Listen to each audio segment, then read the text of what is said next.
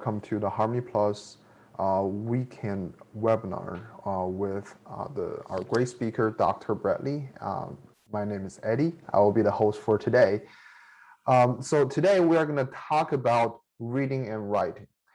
So the topic, as you can see, is called Beyond the English Classroom, How to Think Critically and Write Clearly, which is obviously a lot of parents' main question when they are talking about their students at school. Now, before we start our webinar, I want to first talk about Harmony Plus in case you just don't know us.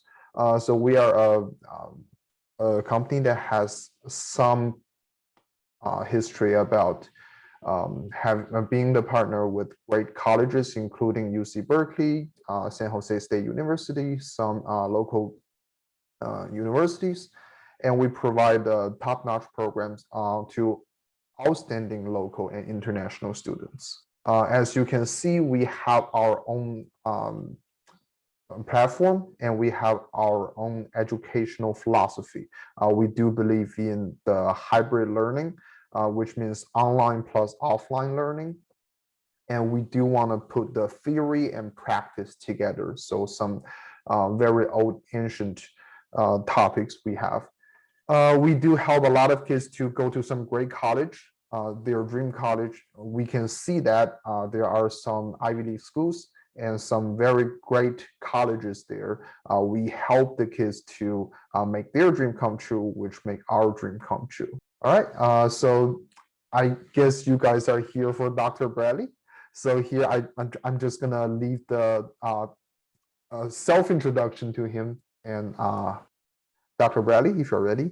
Yeah, I'm happy to. So my name is Dr. Bradley Gerhard. I do have a PhD in comparative literature, which I got from the University of Washington. I'll talk about that in a moment. I have been working in the field of English and comparative literature, which is closely related, for a number of years. I've taught for about 7 years in English and literature classrooms. I have done writing tutoring, and I've also worked with high school students. I'm getting into that more now, obviously, with Harmony Plus, and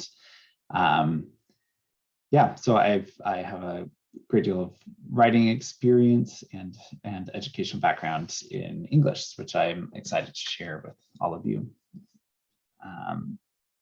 So my own personal journey for developing my interest in writing began really young. I was an avid reader as a child. Kind of got in trouble with my parents for staying up late reading. I would actually tuck the blanket under the door so they couldn't see that my light was still on. It's a classic strategy if your kids ever do that. I enjoyed writing as well. I come from a small town north of Seattle. It's called Snohomish. It's known as the antique capital of the Northwest because it has a whole bunch of historical interests. And one of those is its high school was very old. That picture right there is from the original courthouse that then became the high school later.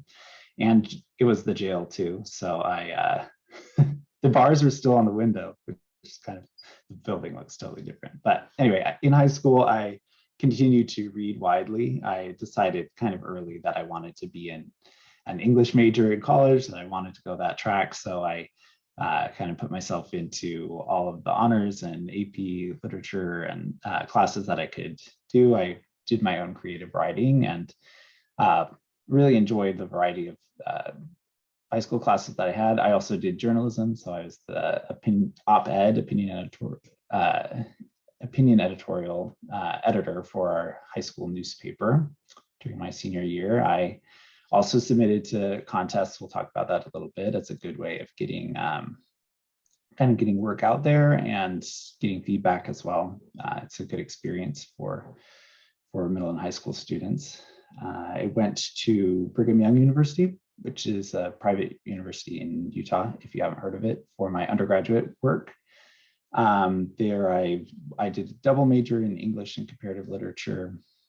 Comparative literature is basically much like English, but it allowed me to use my knowledge and interest in German and French, so I could take classes in literature classes in different languages in addition to English. So that's why I did comparative literature. But I continued to write creatively, and also so I studied creative writing under Kim Johnson. She's a poet. She's also very colorful, personable, and yeah, so that was a good experience. I also submitted to competitions, and I worked at the writing center there. I worked as a writing tutor for 2 years as an undergraduate, which was a really good experience for learning how to talk about writing and how to help people focus on what they need to in their own writing and identify that better.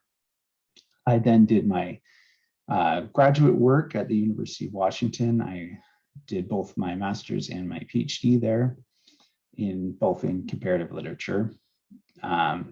So I continued to write there, obviously longer and longer papers in graduate school, including my weighty 500-page dissertation that I'm still not quite sure if my committee actually read because it was so long. But it was a really good experience, and I learned a lot about organizing my own writing as I had to write longer and longer papers. I also had a great opportunity to begin teaching classes of my own at the university level. I taught actually 2 years in the German department, so I taught introductory German classes.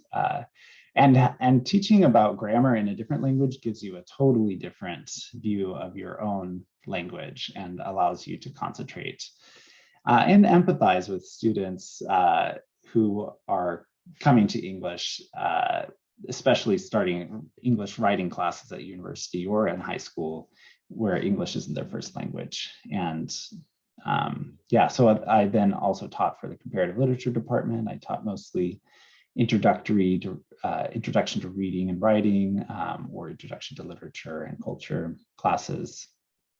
After I finished my PhD, I continued to work for the University of Washington in the English department, which is also a really good experience, much bigger department and slightly different, but related. I was also teaching mostly freshman and sophomore college level writing, introduction to writing and literature classes.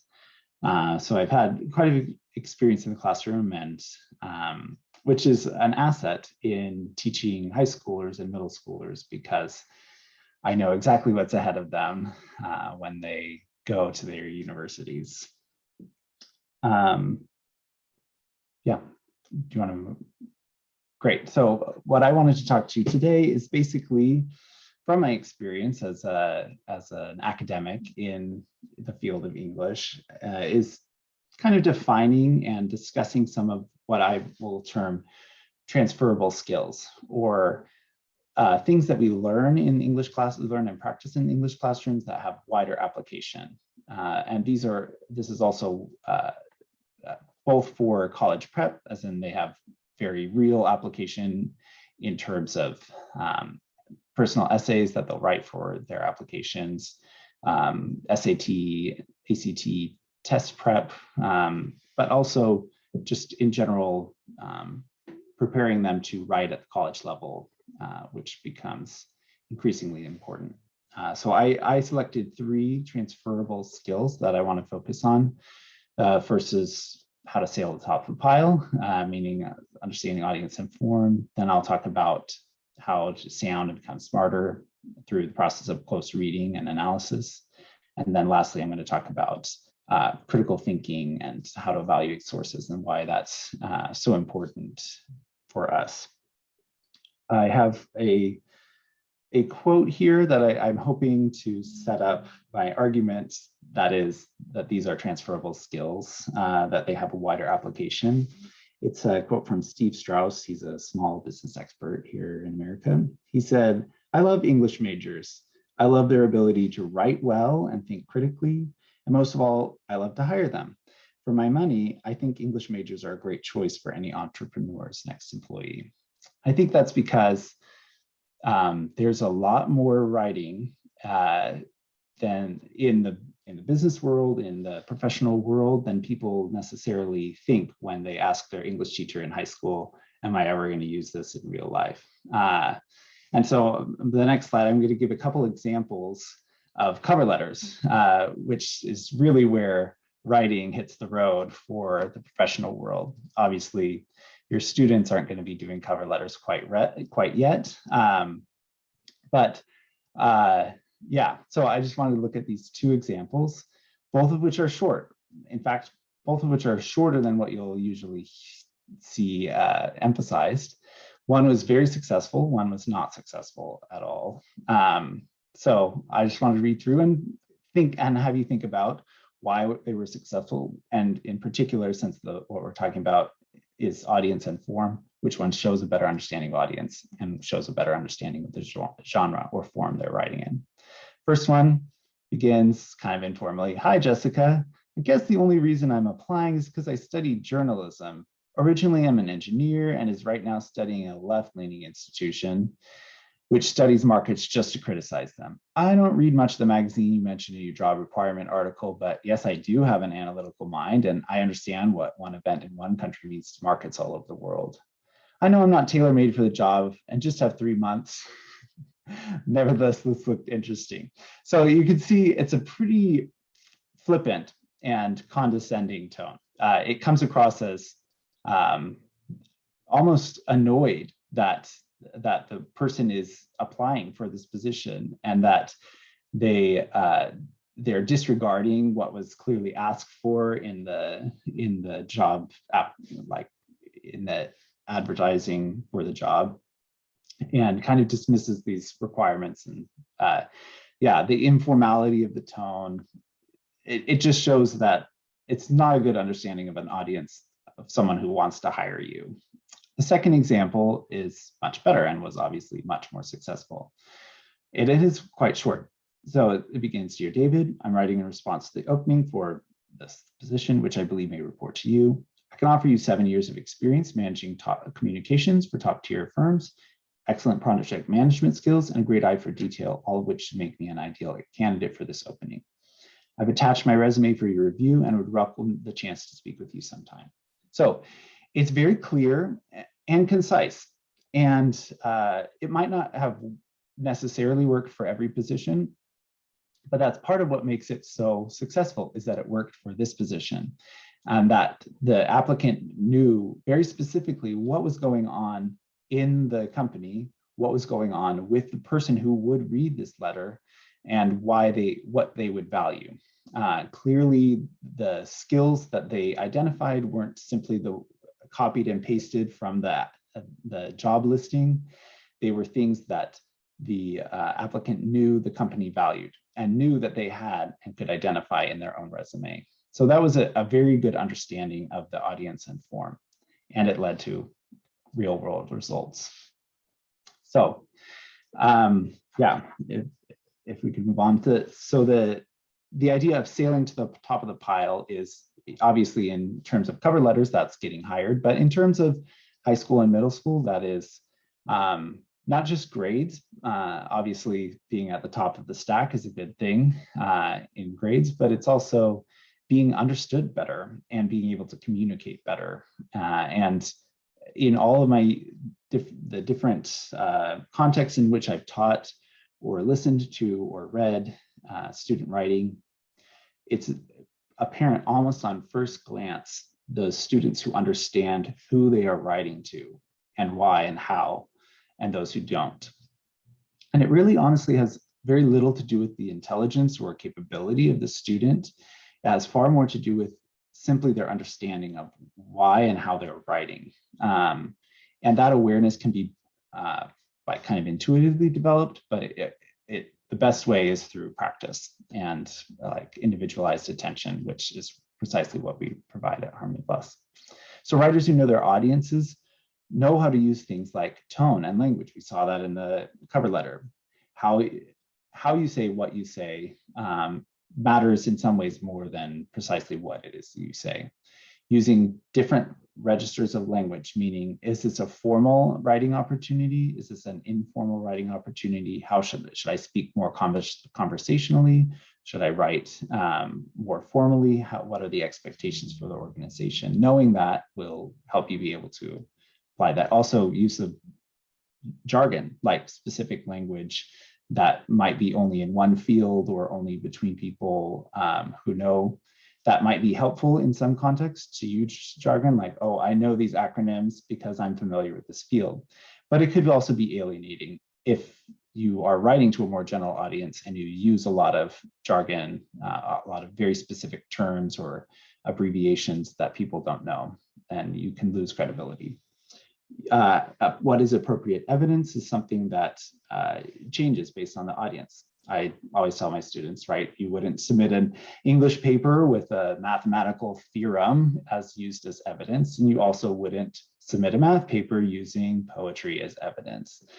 That's an obvious example, but depending on who you're talking to, you need to understand, is this going to be something that helps? Do they care about statistics? Do they care about like how analyzing a news source or whatever it is that you're trying to present? Using that appropriate evidence is important. Also, I think the most important thing to know how to use is how to build on common values or assumptions, how to build on common values and beliefs, which allows you to make assumptions about your audience. Meaning, if you are speaking as an insider rather than as outsider, it gives you a great deal more credibility. If it's something, because you automatically trust someone who you feel like can speak your language, can understand what you are trying to convey. So building on and being really cognizant of what those common values or beliefs are is important. So also knowing the form or genre that you're writing into means that you fit into length requirements, which is super important in college applications, in job applications. And yeah, as you write and you signal your familiarity with the genre, you build credibility as well. And also, if you know the form, you can make it interesting. If you're not just struggling like how to get these words on the page within a certain page limit, you can actually go beyond it and start to make it something that unexpected or interesting in a good way. All right. I think those are some great advice and some great, I'll say, theories. I guess later you are going to show us some like evidence or some example on how to achieve those, right? Yeah. So putting the pencil to paper, putting it into practice is both our nonfiction reading and writing class and analytical writing class. I'm going to start with the nonfiction reading and writing class, which is geared towards middle schoolers, which basically we take 3 of those forms: expository or informational, narrative, and persuasive writing. We use those, which those show up on Common Core standards in every state. They show up on standardized tests. They're something that you need to be familiar with. And so that's how we kind of practice this in the classroom. And I'm going to give a couple examples of kind of good and or successful and unsuccessful writing examples for each of those. And for each of these forms, I want you to think, how did the more successful essays show a better understanding of audience and form? How does that allow them to be more successful? So our first is going to be narrative writing, which is basically how to tell a story and tell it well. These are both excerpts, the first couple paragraphs from 2 middle school narrative essays. I think both of which were prompted to, tell a story of something that happened to them, something that was important or foundational. So as you listen, imagine someone telling you the story, reading it. Which one would you like to continue listening to? Which would you not? So this first example begins a bitter friendship. It was a gorgeous morning that first day of 5th grade. With the sun happily peeking over the slight wind, my new dress shone with radiance. My heart was pounding deep inside my chest as I walked into the class. I poked my head nervously through the door and surveyed the chaotic scene that lay before me. Kids were rushing about, kids I'd never seen before. I saw her, Anna, with her long blonde hair set back in a headband, her tall athletic frame standing at attention. I could tell right away that she had authority. She was the best, had always been the best, and she knew it. I think at this point, if you were listening to the story, you automatically want to know what happens. What happens with Anna? What happens with the narrator? You're drawn into the story because you can picture it in your mind. The vivid descriptive details give you and the way that the story progresses gives you a longing to continue to hear the story. Contrast this with the second example. My little fat friend. Surprised at what he looked like, I found out what love at first sight truly means. I had been wanting a pug since I was 4. To my amazement, I would get one. As my parents, my friend Randy, and I drove up the gravel path of my mom's old work partner, Nancy Dubraff, I found out what all my hard work had paid off for. So I hope you can see that these are quite different. There is some effort at some descriptive details here, like the gravel path, but we just don't give, it's just not very interesting. I would find myself probably bored by this by this story, partly because it shares a lot of unnecessary information. This is the second point. Your audience doesn't necessarily care about or know about Randy, parents, old work partners, and it just gives assumes a lot of prior knowledge and gives a lot of unnecessary information that doesn't really enhance the story at all. It doesn't make anything more interesting about it. The first story knows what's necessary information. It doesn't give a bunch of background.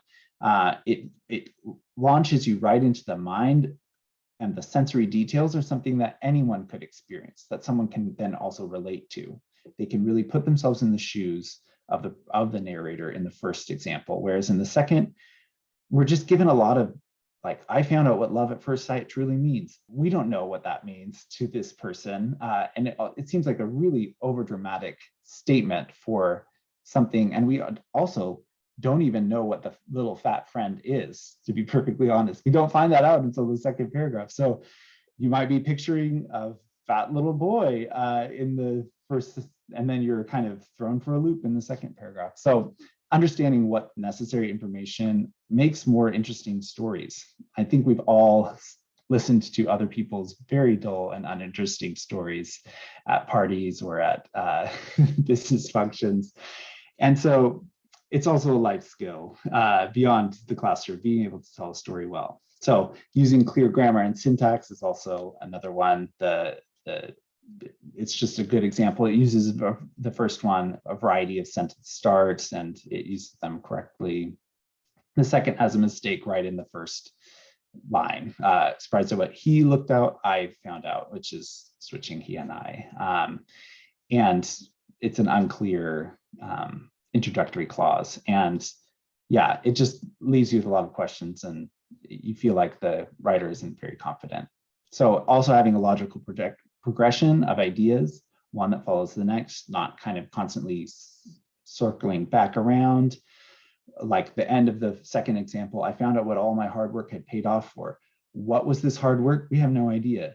It just said, I've been wanting a pug since I was 4. What kind of work has been, we have no idea what if any work has actually gone into that other than just longing for it.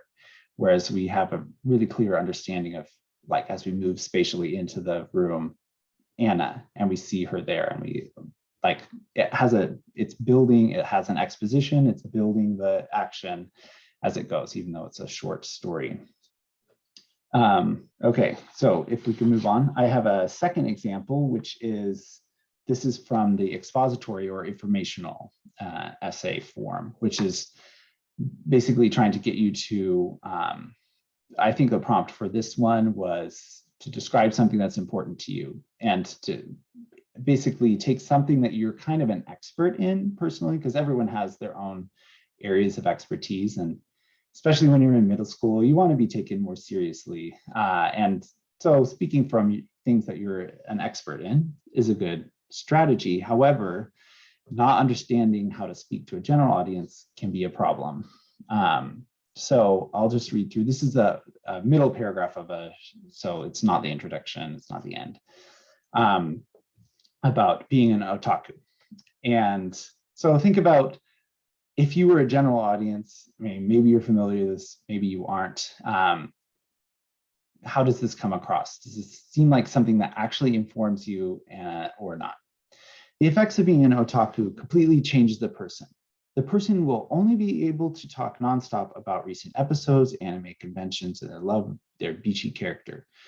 The effects of being an anime otaku will soon lead to cosplaying as their favorite characters and creating their own art based on an anime. An otaku's life will end up being mainly stuck in their rooms, on anime forums, or watching anime reruns. However, anime can bring people together because anime is the thing that pulls the heartstrings. The same interest or love for anime can bring people together. So you can clearly see the passion of the reader for this subject, but you don't actually get very much information at all about it. You get more information about how this person feels about it than you do about the phenomenon itself. It doesn't have a clear organization. There's not really a topic sentence other than a claim that it completely changes a person. But we have no real comparison of before and after. We don't really see any evidence offered of like actual people who have undergone this quote change. And it doesn't follow a logical progression of ideas. It's sort of like a random assemblage of ideas about this phenomenon. It also doesn't define terms. If you don't know what otaku means, how do you even start with this? It doesn't define terms for an audience. It doesn't build on connections as well. And it also has some logical contradictions. In the middle sentence, it begins saying, you'll live stuck in your room, just watching things online. And then 180 degrees switch. However, anime can bring people together, which is an unfounded claim that it pulls on the heartstrings. Like, what evidence is that? And it's also just a logical contradiction of what we just said in the previous sentence, which is you would be isolated. And here it's saying, actually, you have lots of connections. So just considering an average reader's knowledge on the subject and being able to communicate that clearly. So we would identify in a nonfiction reading and writing class, if I had this essay, I would identify this middle paragraph and I would say there's a lot of passion going on here, but you need to define your terms. You need to understand like what you need to lead your reader through this process of information rather than just dumping things that you have thought about it on the page. Yeah, so the final one that we deal with in nonfiction reading and writing is persuasive essay. So this takes information a little bit further and tries to really explain and persuade a reader to like agree or disagree. So I copied the first and last paragraph of this essay and to talk about some of the successful strategies that this reader used. So the topic is cheating. Did you know that 7 out of 10 students have cheated at least once in the past year? Did you know that 50% of those students have cheated more than twice?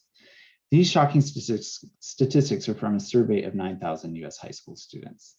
So it really has a hook here. You know, bringing in understanding your reader would probably be shocked by this detail. And what the essay does effectively from here, and we'll see this in the final paragraph, is it sets the terms of debate. This is something that's really important in persuasive writing is not to alienate your readers right off the bat. And here it's saying it's not even inviting you to disagree about cheating being a problem. It's immediately setting you in terms of, let's understand the scope of this problem and let's move towards a solution, which is a really effective rhetorical device. It's allowing you to set the terms of debate so that your audience is more focused on, well, how could we deal with this than just arguing, well, I don't think that's a real thing. Yeah, the final paragraph is where it kind of gives a call to action, and I wanted to read through some of that. Finding solutions to this problem is difficult. I'm going to skip ahead. He gives a practical solution, like about math class. Another solution is for adults to lower their expectations. Chances are that students believe cheating is the only way to meet unreasonably high expectations. Perhaps it's time for parents and teachers to seriously examine whether higher test results are important enough to encourage cheating. I think this is a really effective way to end an essay by understanding your audience. So it first gives a pragmatic approach for a teacher, like here's what you can do to discourage cheating in your classroom. And then secondly, it kind of turns the tables and acknowledges, well, perhaps there's different issues going on here. Maybe it's not just a question of like creating more and more security around tests. Perhaps it's a issue in relationships between parents and students, between teachers and colleges and for all of these expectations that are placed on students. So I think the way that it does this doesn't alienate its readers. It allows you to see that this person is credible, but at the end, it also kind of encourages, so what? It encourages reflections and even introspection. So yeah, in the nonfiction reading and writing class, we would deal with examples. We would study these and then work through each of these examples. All right, I thank you so much for these examples. I feel like my memory was brought back to the high school. I remember, as a person who's good at math and science, writing and reading is one of my struggle. One of the things when I was young is that I had this beautiful picture in my mind, and I want to tell this story right. But somehow when I write this down on the piece of paper, it somehow changes. And somehow whatever is in my head doesn't go to your head. Is there any way we can solve that problem? I think practice is the number one way to solve that issue. It's just, yeah, and hearing and getting feedback. A lot of times in high school classrooms and middle school classrooms, teachers are overwhelmed. They don't have time to give individualized as much feedback as maybe even they would like. And so, yeah, having opportunities to really get one-on-one feedback and having opportunities to practice outside of the classroom, I think is what Harmony Plus offers. I think that's what its benefit is. I see. All right. Go ahead. Thanks. So the next 2 points I wanted to talk about close reading, analysis, and critical thinking are the high school reading and writing course offerings, specifically the analytical writing course. So close reading is, I'll define it in the next slide, but I wanted to give an example because this is something that's very present and relevant when you get into high school and you start taking facing and then taking the SAT or ACT. This is from the SAT, from the reading section. So it gives a several paragraph sample from the novel Ethan Frome, and then asks this question. Over the course of the passage, the main focus of the narrative shifts from the, and then it gives 4 examples, each of which is a detailed, each of which I guess could be correct if you didn't just on the basis of like the logic of the sentence that's constructed there. You would have to actually know what is going on in the passage itself to answer it. Test-taking strategies like eliminating the obvious no or etc. don't necessarily apply here because basically all of them could apply depending on how you read it. And so the most careful and close reading will yield the correct answer. You will need to, so in order to, what is needed in order to understand both the passage as well as the questions and responses is close reading. In order to really dive into what is being said and what is being asked of you, you need to be able to read more closely than just a superficial reading. If we could move on to the next slide.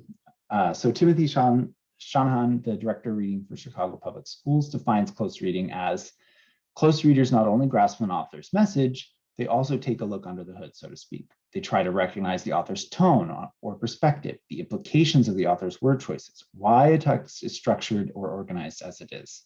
Additionally, readers should go beyond a text, evaluating its quality or value, comparing it with other texts, or determining its implications.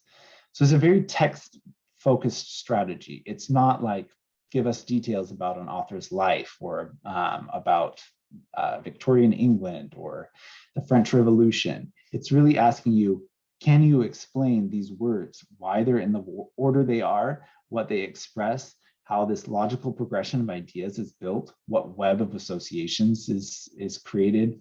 And it's a very careful and close attention to the details of language that we aren't necessarily inclined to do. But as I hope you saw from the SAT question, you really have to do. In a passage, you have to be able to really discuss, here's how it begins, here's where it goes, and here's how it ends. Here's and usually questions like that will be followed up with like highlight or define in the passage which sentence or which word proves what you claim about it. You really have to bring out evidence-based like analysis. So close reading allows you to evaluate a text and then explain its implications. You will need this in every analytical paper, not just for English. Obviously, this has, its practical application in the English classroom, but most standardized tests have it. And yeah, if you're reading a history textbook or you're reading a science textbook, you need to be able to decipher the main ideas, and you need to be able to also give an accurate accounting of what it is that you read. So close reading helps with all of those skills. So I've given a couple examples. I actually taught a class on Harry Potter at the University of Washington. My students, I think, came into it thinking that it would be easier than it was. I tried to warn them. We did a lot of writing in that class. I think they were a little blown away by how much they had to do for a Harry Potter class. But one of the tasks that I gave them was to do a close reading of one passage from one Harry Potter book. And so this is a very good example, and the next slide is a very poor example. And I think you'll see, I'm not going to read through them, but if you could just switch to the next slide really quickly and then back, you'll notice that on the second one, there's an enormous quote and a short paragraph about it. And on the first one, there's a short quote and an enormous paragraph about it, which is close reading at its best. And I've tried to kind of highlight and show that there are very specific connections made between words and phrases in the quote that are brought up and then analyzed in detail in the paragraph itself. It's an excellent close reading because it pays attention to the details and builds something out of it. The second one, if you'll move on, never references anything from the quote itself.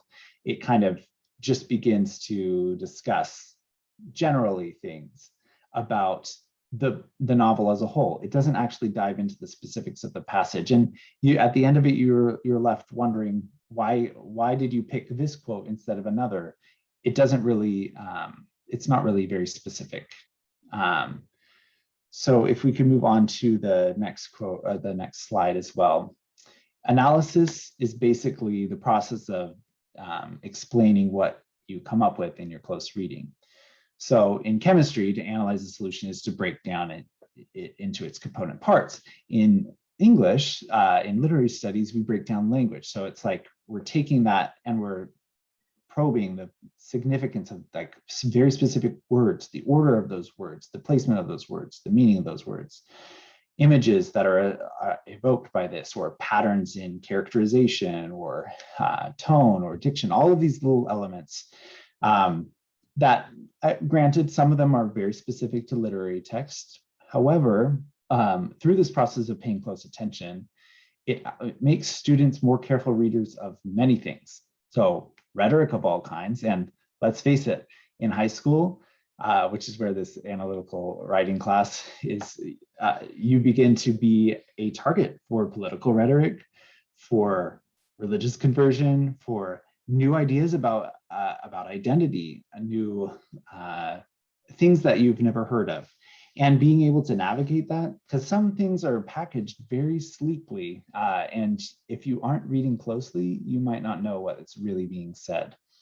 And yeah, I mean, even when you get into your first job or you sign your first contract for something, being able to read closely and being able to read between those lines really makes a big difference. So also in terms of test prep, informational text, essay prompts, or questions, if you are a careful reader of questions, you are a better test taker because you can know exactly what they are asking and what they aren't asking.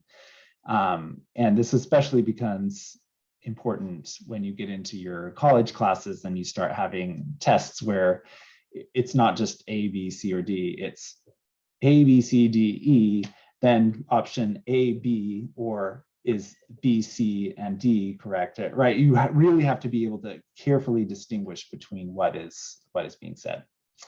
And then just generally interpersonal communication is when you're able to read carefully, take note of clues about body language as well as tone, and you can have better relationships. That's at least in theory. Yeah, so this is the reason that English continues to be part of a core requirement in high school and college. It's that reading and analyzing are required for nearly every major and career path. And that's, nobody thinks that, I don't think any English teacher thinks that people are going to continue to read novels and poetry and plays in their free time throughout their adult lives. However, administrators continue to see the value in paying attention to these texts in order to pay attention to all those other things. Yeah, you can go ahead and move on. My last point that I wanted to make is that thinking critically and being able to evaluate sources, which is one of the major things that we do in analytical writing. It's kind of an issues-based class, so we select issues and we discuss them carefully. And so building an effective evidence-based argument through evaluating and criticizing sources is super important.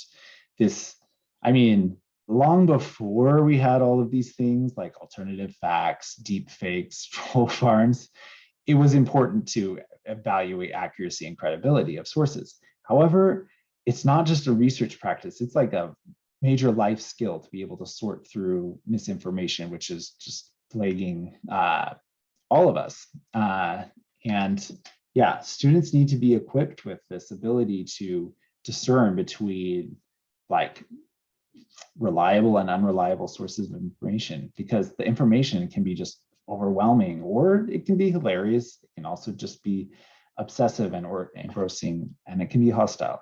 So how can students make informed decisions? How can they present themselves and like find a path that actually navigates this? And the answer is through critical thinking. If we want to move to the next slide, this is just something I found outlining some of the major things that a critical thinker should be able to do.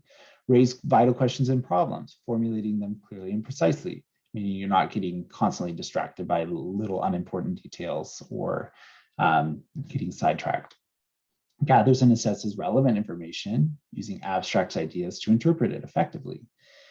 Testing it against relevant criteria and standards, meaning being able to not just go with the first opinion that seems the most appealing to you because you already agree with it, but really considering the viewpoints and considering criteria and standards that are more widely accepted by society. How do we reconcile with that? Thinks open-mindedly within alternative systems of thought, recognizing and assessing their own assumptions. That's one of the major things about critical thinking, is being able to question yourself. Question your own assumptions, your own biases, your own, and therefore hopefully to arrive at a more nuanced understanding of these issues. Also communicating effectively with others to figure out solutions to complex problems, rather than just being satisfied with throwing up your hands and saying, well, this can't be resolved. There's things on both sides, so it's never going to be resolved.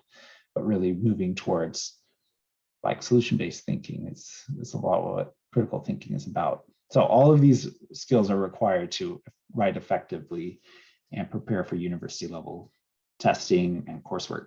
And colleges are looking for more than just good grades. They want engaged citizens and independent thinkers.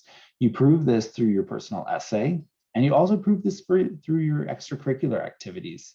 And especially they're looking for community engagement. And this is one of the things that we do in the analytical writing class, is we have students research, we have them research and write about issues that are important to them. And then we ask them to precisely do this last point, figure out solutions to complex problems by really engaging in things with their community, to research community organizations that are concerned with the issues that they're concerned with, and to find out if there are volunteer or other opportunities that they can pursue that will be both personally meaningful, like in their communities and as citizens, but also that help them in their college applications to show that they're well-rounded, that they've been thinking about issues that are important to them and looking towards solutions. So how to cultivate students' writing skills. So we have a variety of programs, and I think Eddie's going to get into the course offerings in just a second, but geared towards different age levels. But just generally, have students practice writing. I mean, this is obviously what we do in Harmony Plus, but yeah, just on their own as well. So, and I think the structure of a separate class helps, and the authority of a teacher helps a lot to encourage practicing, to write about topics that they're interested in. This is what all of our classes are designed to do, to find something that intrigues them and to pursue that with a bit of guidance. Write in ways that you find engaging. So there are the more formal opportunities, but also the more kind of fun and informal free writing, journaling, narratives, opinions where they speak from their own perspective. And yeah, getting feedback is important. So feedback outside of school, there's opportunities like writing groups and clubs, or also submitting to contests. Sometimes you won't get feedback, you'll just get a yes or no, but it's a good experience either way. And I think the most important thing to develop writing skills is reading. The best way to improve your writing is to read widely. That is my personal opinion, and I think it is supported by evidence as well. You improve vocabulary not by just studying the dictionary, but by seeing those living words in action. You see complex sentence structures. You encounter language in different ways, and you just get exposure to ideas that are different from what you've had. So, yeah. All right, so thank you, Dr. Bradley. So here I do ask you to take a short break. Dr. Bradley will come back for the Q&A session, but here, before we do that, you guys can type your questions in the Q&A session, or just chat to me. While you do that, please allow me to introduce our summer reading and writing schedule. So we do offer courses for elementary school or middle school students. For elementary school students, we do offer the creative writing, nonfiction reading and writing, and playwriting. Those are very traditional courses of the Harmony Plus. And Dr. Bradley will bring us the so middle school and high school level classes. The nonfiction reading and writing classes are for G7 to G8 traditionally. And there's also research writing and analytical writing. So analytical writing are mainly for high schoolers. So if your kids are around 9th grade to 10th grade and say have a passion on writing, or have a well, maybe struggling in the school writing session. So this part is something we can work on. First is the nonfiction reading and writing for middle schoolers from 7th grade to 8th grade. The nonfiction reading and writing course is a combination of reading and writing, just like what Dr. Bradley said. You learn writing by reading, right? So it will help to develop the students in their interest in reading nonfiction texts. So you're no longer just reading novel or things that looks interesting. It also helped to improve the students' nonfiction reading and writing skill for narrative, informational, and persuasive style for writing. Those examples Dr. Bradley just gave, those good examples can be you after the summer. Right, and we are gonna focus on creating 3 core writing examples, one for each style, in this short session, which we hope can help our kids to do the best in their middle school level. For the high school level, we do offer the analytical writing. Those are for the high school students or 8th graders if you are already in a good shape in the writing skill. So we will practice the advanced annotation and reading strategies to understand, analyze, and synthesize causes and effects to issue that impact the students' community. So basically, we are going to learn some great things together.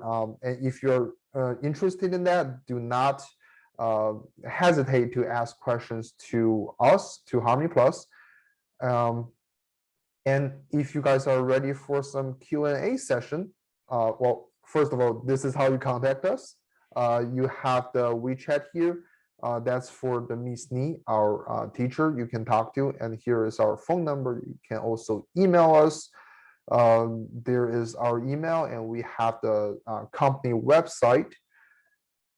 In terms of Q&A, first of all, before the webinar even started, I collect some questions from the parents. And so there are some questions you can answer, Dr. Bradley.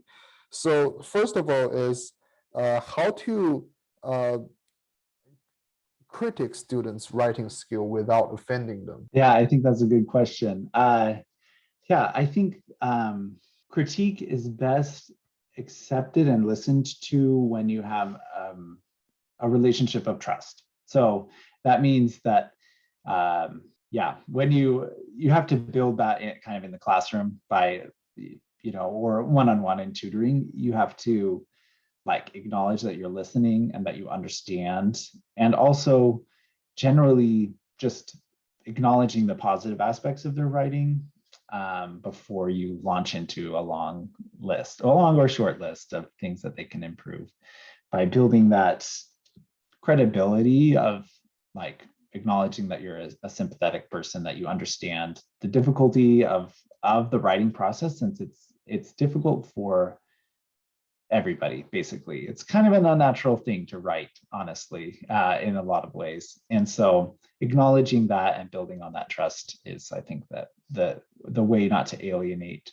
And then as they see that you are offering good advice, that you're offering things that actually do make their writing clearer and better, then you have a better relationship to dive into some of the details that improve their writing. Thank you so much.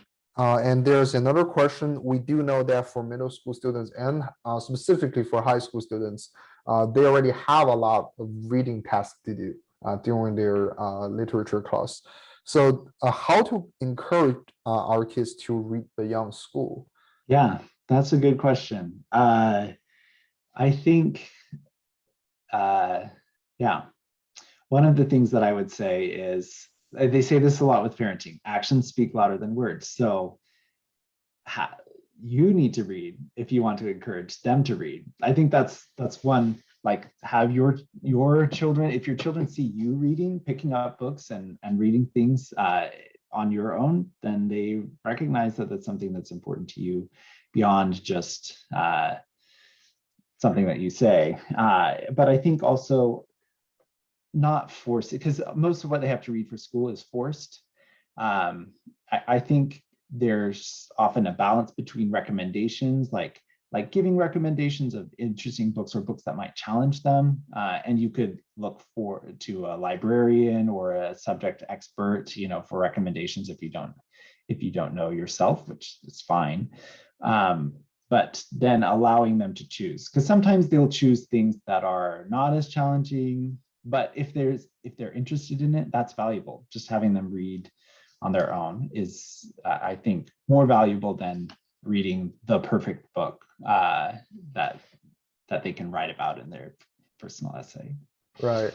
So that reminds me, when I was young, my father had a closet of books and say, those are the books you are not allowed to read. And say, oh, I'm not allowed to read. I'm going to read all of them. So in this way, he kind of tricked me into reading those things. So you and I have a lot of same memory on the flashlight under the blanket thing, right? So those can be something. I mean, use the teenagers' instinct of not obeying you, I would say.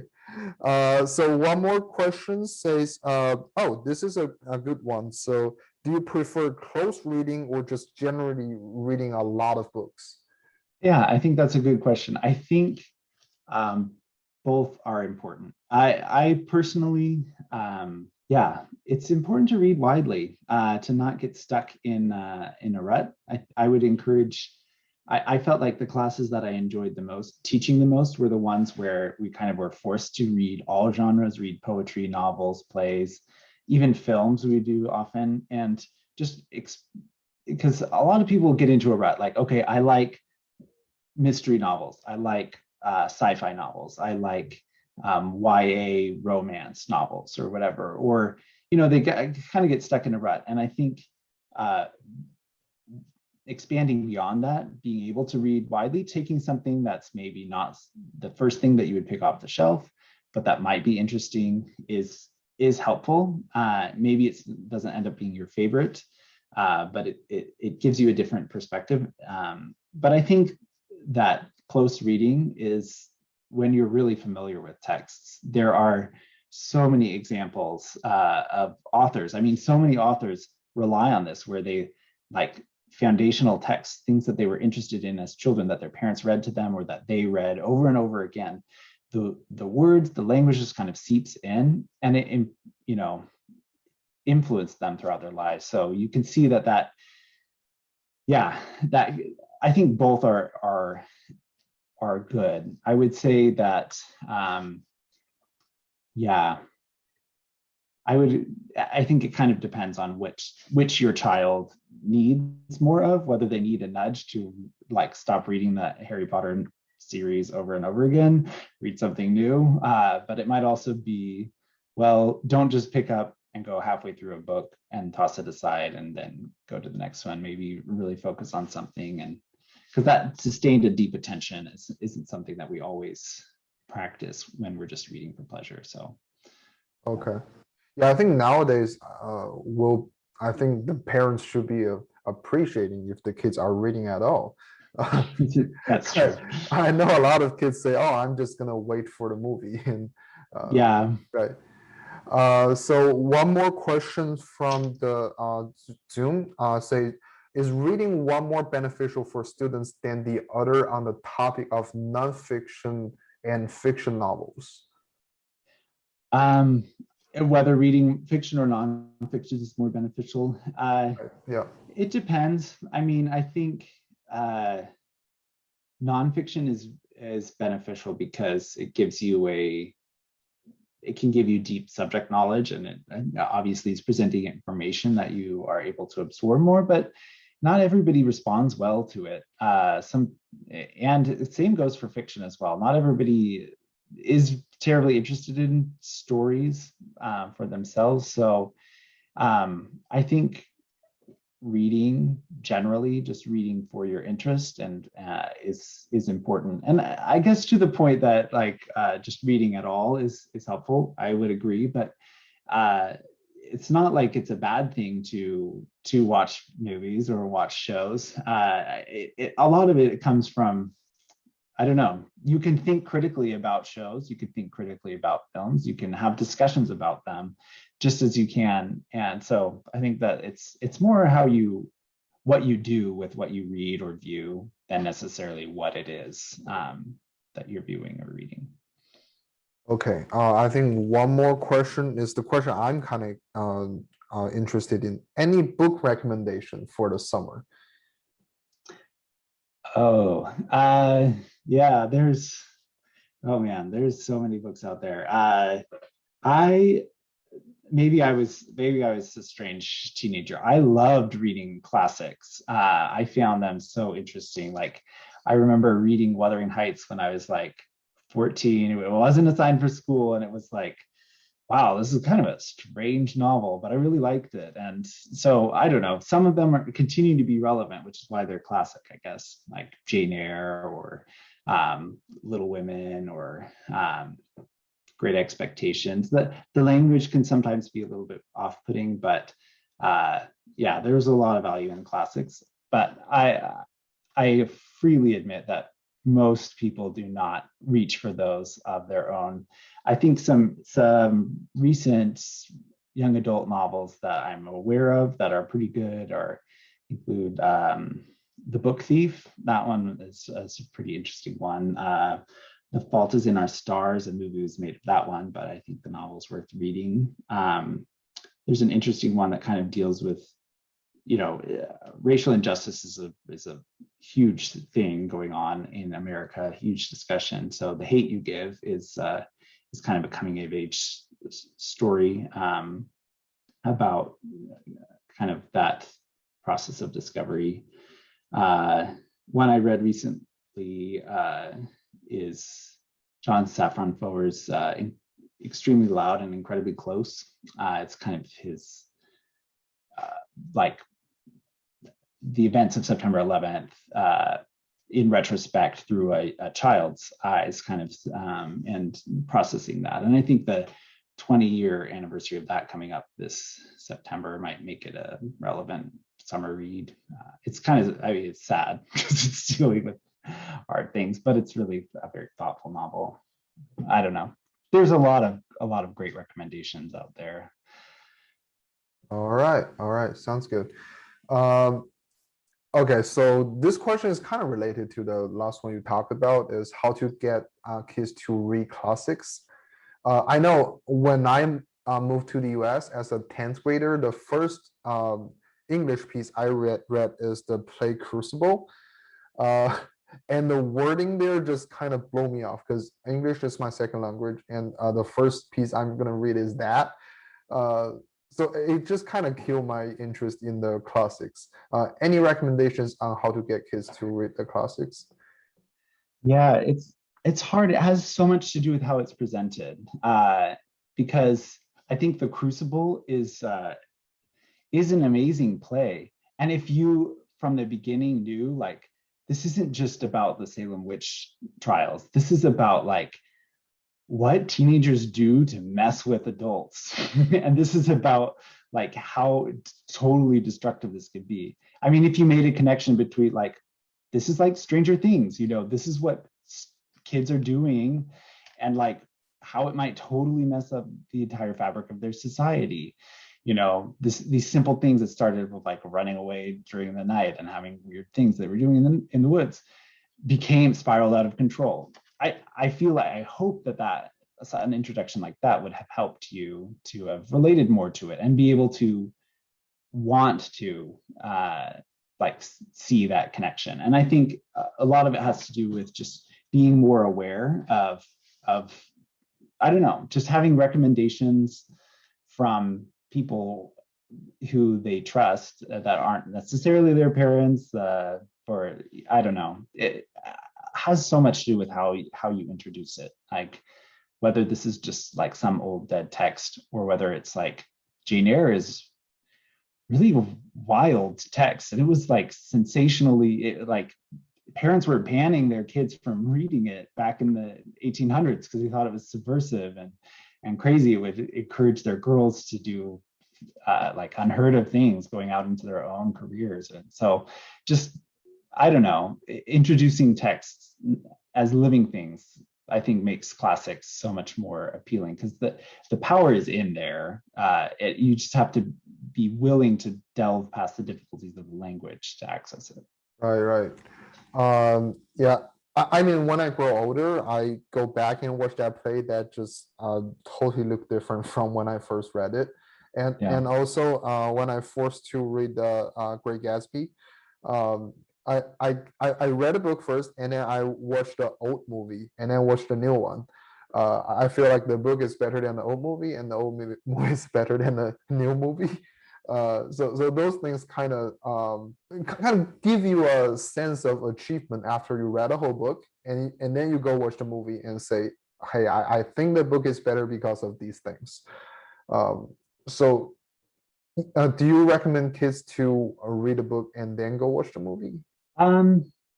Yeah, it's not necessarily a yeah, with adaptations, there are you can kind of go either way. Sometimes watching an adaptation will inspire you to go to the book and sit, and then you kind of, I mean, sometimes it kind of prefigures what you're going to imagine when you read it. But in some ways, if you just recognize that they're different, that it's one isn't the exact copy of the other, then you're able to but it is the fact that they continue to make adaptations of many of these classic texts just kind of proves that they continue to be relevant. And yeah, so just having that hype. I remember I read The Lord of the Rings when I was 14 because the movie was coming out, and I was like, I have to read this before the movie comes out. Right. And so yeah, sometimes it can kind of spur you to want to. So that might be a way in as well. Right. Okay. Well, it's a great honor to have you, Dr. Bradley, here for the lecture today. And if you still have any questions, you can be here and ask that. And during this time, if you haven't joined the Harmony Plus community yet, you can scan the QR code here to join the Harmony Plus WeChat group if you have a WeChat account. If you do not have a WeChat account, you can go follow our Facebook, and we also have a Twitter. And this is Miss Nee's WeChat. If you have, again, if you have a WeChat account, definitely do that. We are going to stay here for another couple minutes if you have any final questions. If you don't have any, thanks for coming. And for the next week, we are going to talk about the youth leadership development. So the speaker is going to be Dr. Matthew, who is the former professor of University of Michigan, Ross School of Business. So basically, we are going to talk about the importance of demonstrating leadership experience on college applications. So some very great stuff. If you have a kids applying to college or thinking about going to college, this is a thing you cannot miss. Okay. All right. Thank you, everyone. And I hope to see everyone next week. Thank you, everyone, for listening. Yep. That's great.